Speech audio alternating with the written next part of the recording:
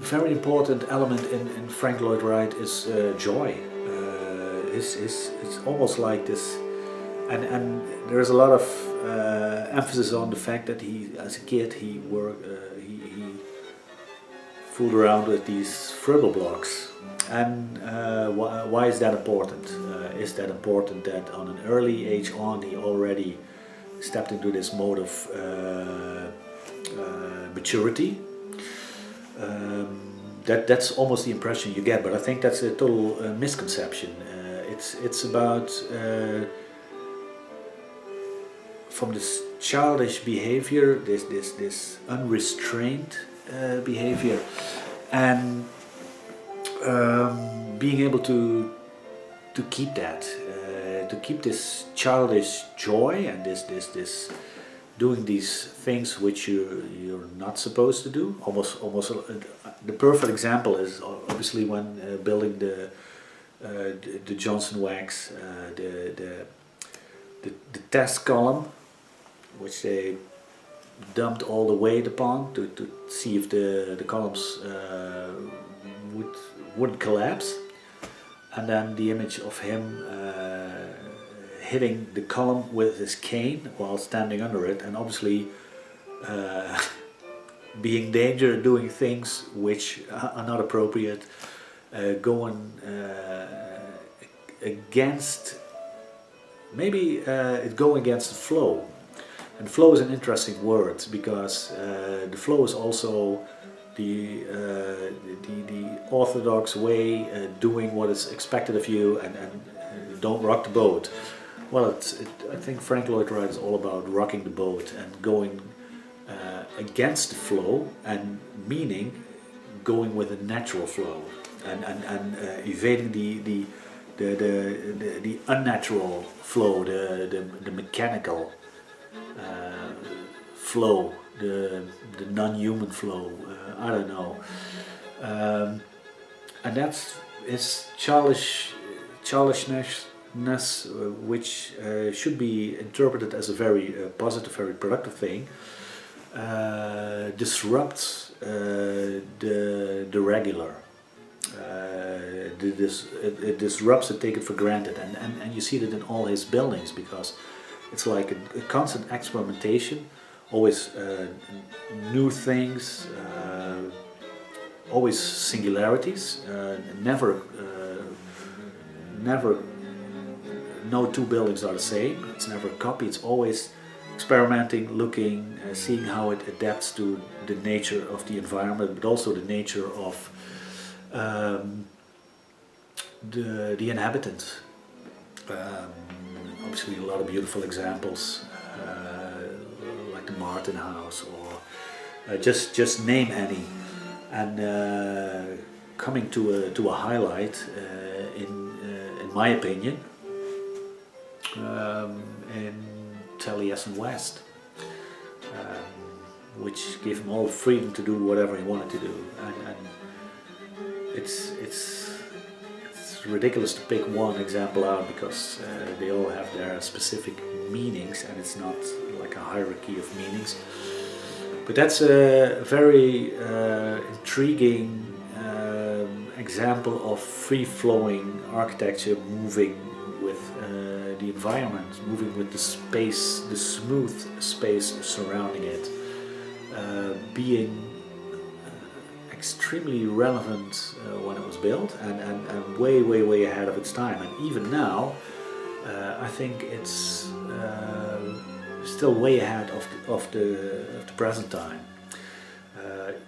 When you look at the shape, the way it is built, I almost said built into nature. It gives me the impression, and that's with a lot of Frank Lloyd Wright buildings, that they almost like they grow up from the ground. Like it's not architecture which is put somewhere, but like it's like a plant which grows, it's rooted, and then grows out of nature and becomes this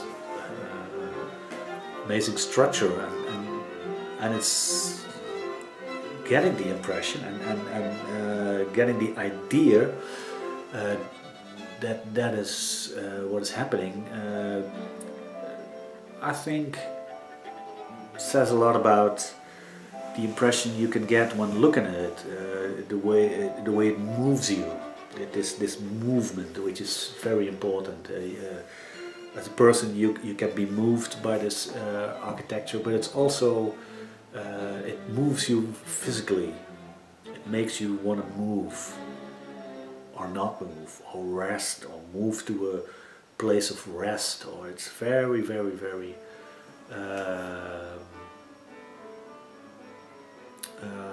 It gives you a certain sense of home, of feeling at home, of being able to live in such a place, and it connects you. It's you can see these buildings, these structures as connectors. They connect you to life, and they enable life. And saying that also means that when you enable life, life shows up. It becomes possible. Let's say it in this way. That also makes it clear what organic architecture is. And organic architecture is not so much about the architecture itself or whatever. It all plays its part, but it's especially it makes life possible. The organic. It makes life possible, a life of people who live there, but also life of the building, because the building lives, it moves, it shapes, reshapes itself. It constantly is in movement.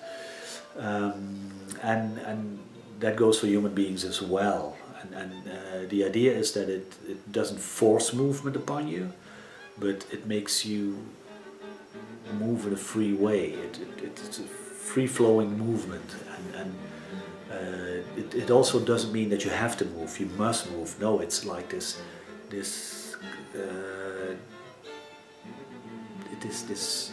it isn't forced, but it always gives, like, it works two ways. It can move you, or it can give you the opportunity not to move. You always keep the options open. You don't want to rush out.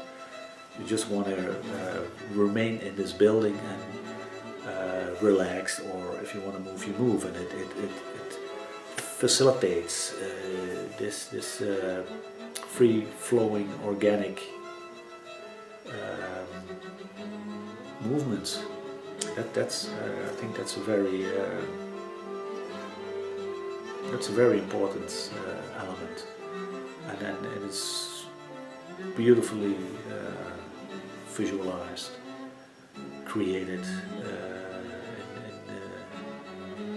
in the Arizona desert, in Taliesin West.